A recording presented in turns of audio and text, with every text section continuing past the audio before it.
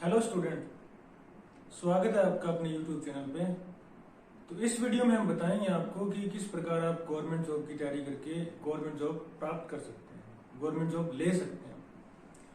तो 10th, +2 और graduation in तीनों के लिए बम्पर वैकेंसी निकाली जाती है हर साल एसएससी के द्वारा। एसएससी मतलब स्टाफ सिलेक्शन कमीशन, इसको बोलते हैं कर्मचारी चयन आयोग।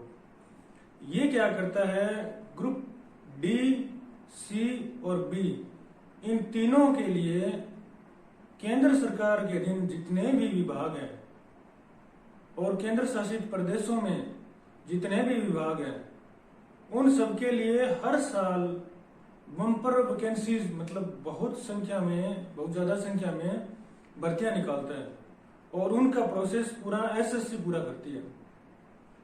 कुछ स्टेट्स अगर रिक्वेस्ट करे एसएससी को तो एसएससी उनके लिए भी रिक्रूटमेंट करती है।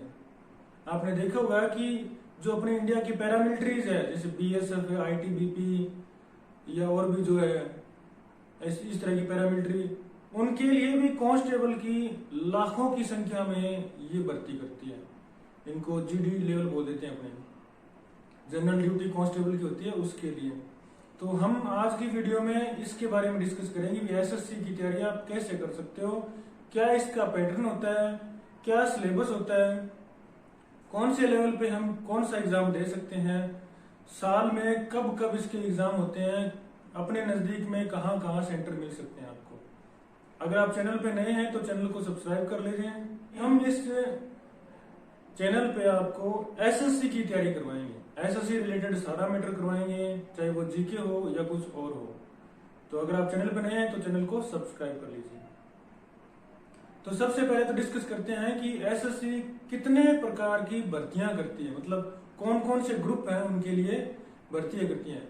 तो सबसे पहले हम बताते हैं कि 10th लेवल पे एसएससी भर्ती करती है, उसको बोलते हैं एमटीएस, मल्टीटास्किंग स्टाफ। ये क्या होता है, ग्रुप डी में आता है।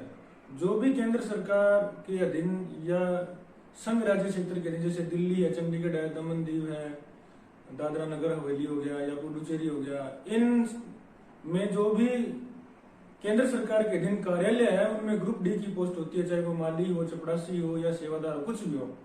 तो उसके लिए हर साल ये एमटीएस की भर्ती करती है। वो 20-30 हजार होती है हर साल, हो सकता है वो ज्यादा भी हो जाए, हो सकता है वो कम हो जाए किसी साल। तो इसके लिए भर्ती करती है, वो 10th लेवल पे होती है।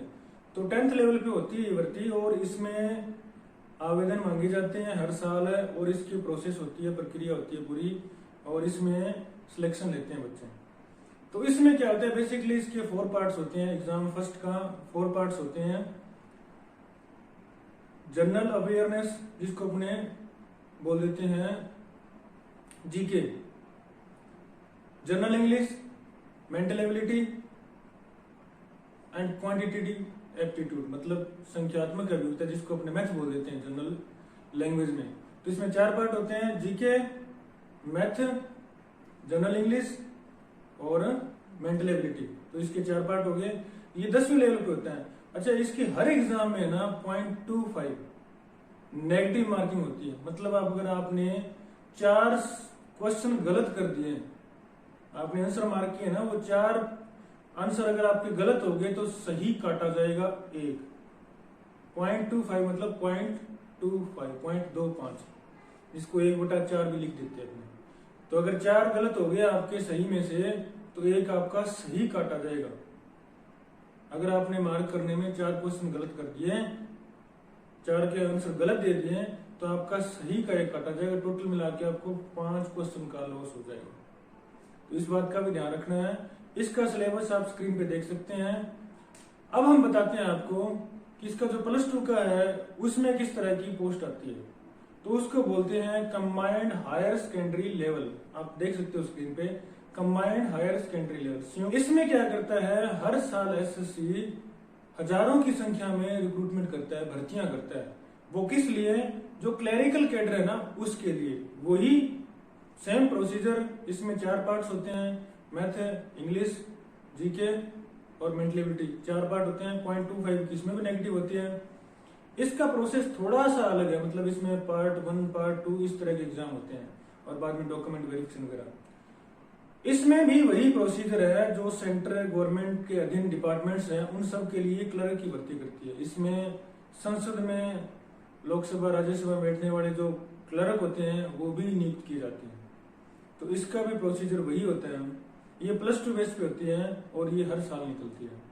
1 या 1.5 साल तक इनका प्रोसीजर चल जाता है क्योंकि ये प्रक्रिया बहुत लंबी हो जाती है, साल तक चलती है। अलग अलग सेंटर्स में इसके जो जोन बने हुए हैं एसएससी के, उन जोन के हिसाब से अलग अलग कई बार एग्जाम होते हैं। कई बार पूरे इंडिया में एक ही डे को हो जाता है या 2-3 पाली में 2-3 सेशन में करवा लेते हैं एग्जाम। तो हो सकता है कि 1-1.5 साल चले, हो सकता है साल में कंप्लीट हो जाए। वो तो डिपेंड करता है एसएससी के शेड्यूल पे, क्योंकि बहुत सारे एग्जाम्स होते हैं। तो किसी दिन कोई बिजी शेड्यूल होता है, किसी दिन फ्री होता है, तो एग्जाम करवा लेते हैं। अब बात करते हैं हम ग्रेजुएशन लेवल पे। तो ग्रेजुएशन लेवल पे SSC CGL combined graduation level का एक एग्जाम करती है। उसमें क्या है, ग्रुप बी के सभी कर्मचारियों की नियुक्ति करती है। ग्रुप बी के मतलब ग्रुप सी और डी हमने अभी डिस्कस कर लिया। ग्रुप सी में एमटीएस है, ग्रुप सी में आगे क्लरिकल कैडर वाले कंबाइंड हायर सेकेंडरी लेवल, और ग्रुप डी में आ गई एमटीएस। अब ग्रुप बी में आते हैं कंबाइंड ग्रेजुएशन लेवल मतलब CGL। उसका लेवल है ना बहुत ज्यादा ऊपर होता है। वो थोड़ा एग्जाम में टफ पड़ता है, लेकिन इतना नहीं होता कि उसको पार करना नामुमकिन होता है। नामुमकिन कुछ नहीं होता, बच्चे पढ़ते हैं उसको भी पार कर लेते हैं। लेकिन इसके लिए जरूरी है कि आपके अंदर स्टेमिना हो, अच्छी तैयारी हो, सही मार्गदर्शन हो, सही बुक से आप स्टडी करें, अच्छे मैटर को पढ़ें, करंट अफेयर्स को टच में रहें। ऐसे बहुत सारे टॉपिक्स है, बहुत सारे इश्यूज हैं जिनको आप पकड़ के एसएससी के CGL लेवल तक को भी क्लियर कर सकते हैं। तो एसएससी का जो CGL लेवल है ग्रेजुएशन लेवल का, उसका भी पैटर्न यही है, सेम ही। मतलब उसके भी जो पार्ट 1 एग्जाम है उसमें भी general English, general math, mental ability और जीके, ये 4 पार्ट्स होते हैं।